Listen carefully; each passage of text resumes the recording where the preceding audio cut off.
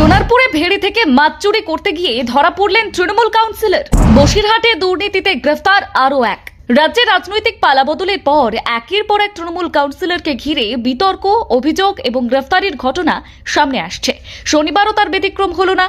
শুক্রবার গভীর রাত থেকে শনিবার ভোরের মধ্যে রাজ্যের দুই পুরসভার দুই কাউন্সিলরকে গ্রেফতার করেছে পুলিশ। তাদের বিরুদ্ধে ওঠা অভিযোগ ঘিরে ইতিমধ্যেই এলাকায় ব্যাপক চাঞ্চল্য ছড়িয়েছে। প্রথম ঘটনাটি বসিরহাট পুরসভার 21 নম্বর ওয়ার্ডের কাউন্সিলর গোপাল দাসকে শুক্রবার রাতে গ্রেফতার করে পুলিশ। স্থানীয় সূত্রে জানা গিয়েছে, দীর্ঘদিন ধরেই তার বিরুদ্ধে আবাস যোজনাকে কেন্দ্র করে একাধিক অভিযোগ জমা পড়ছিল।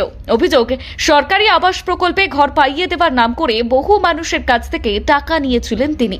এলাকার বাসিন্দাদের দাবি, প্রকৃত দরিদ্র এবং যাদের সত্যি ঘর প্রয়োজন ছিল তাদের অনেকেই সুবিধা পাননি। অন্যদিকে টাকা দিলে ঘর পাইয়ে দেওয়ার প্রতিশ্রুতি দেওয়া হতো বলেই অভিযোগ রয়েছে। স্থানীয়দের একাংশের দাবি, বহু মানুষ গোপাল দাসের কাছে টাকা জমা দিয়েও শেষ পর্যন্ত ঘর পাননি। আর এর জেরে এলাকায় ক্ষোভ বাড়তে থাকে। কয়েকদিন আগে তার বাড়ির সামনে বিক্ষোভও দেখানো হয়, আর সেই সময় থেকেই তার বিরুদ্ধে কড়া পদক্ষেপের দাবি উঠেছিল।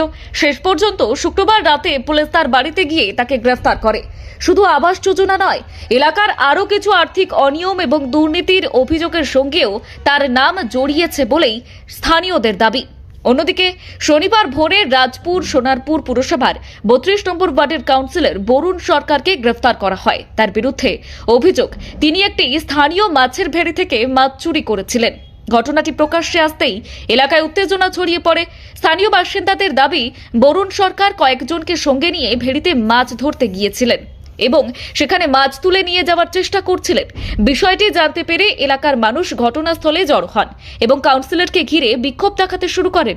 পরিস্থিতি ক্রমশ উত্তপ্ত হয়ে ওঠে। খবর পেয়ে পুলিশ ঘটনাস্থলে পৌঁছে তাকে উদ্ধার করে থানায় নিয়ে যায়। পরে মাছ চুরির অভিযোগে তাকে গ্রেফতার করা হয়। রাজ্যের রাজনৈতিক পরিস্থিতি বর্তমানে যথেষ্ট উত্তপ্ত। বিধানসভা নির্বাচনে তৃণমূলের পরাজয়ের পর থেকেই বিভিন্ন জায়গায় দলের জনপ্রতিনিধিদের বিরুদ্ধে ক্ষোভ, বিক্ষোভ এবং অভিযোগের ঘটনা সামনে আসছে। একদিকে যেমন বহু কাউন্সিলর পদত্যাগ করেছেন, অন্যদিকে বিভিন্ন অভিযোগে একের পর এক গ্রেফতারির ঘটনাও ঘটেছে।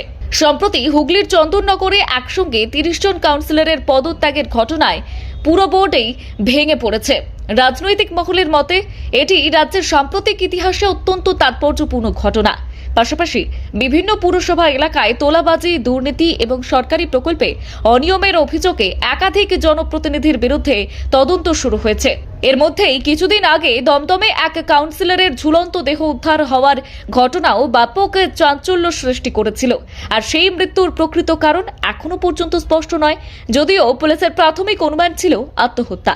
ব্যুরো রিপোর্ট, গলসি বার্তা।